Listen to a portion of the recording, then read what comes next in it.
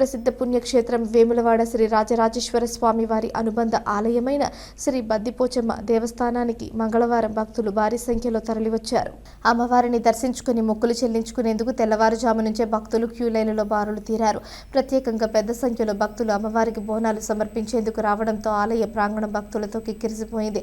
భక్తుల రద్దీ నేపథ్యంలో ఎలాంటి అవాంతరాలు తలెత్తకుండా ఆలయ అధికారులు ప్రత్యేక ఏర్పాట్లు చేపట్టారు. భక్తులకు సౌకర్యవంతమైన దర్శనం కల్పించేందుకు ఆలయ సిబ్బంది, పోలీసులు సమన్వయంతో పర్యవేక్షణ నిర్వహిస్తున్నారు. భక్తులందరూ ప్రశాంతంగా దర్శనం చేసుకోవాలని అధికారులు సూచించారు.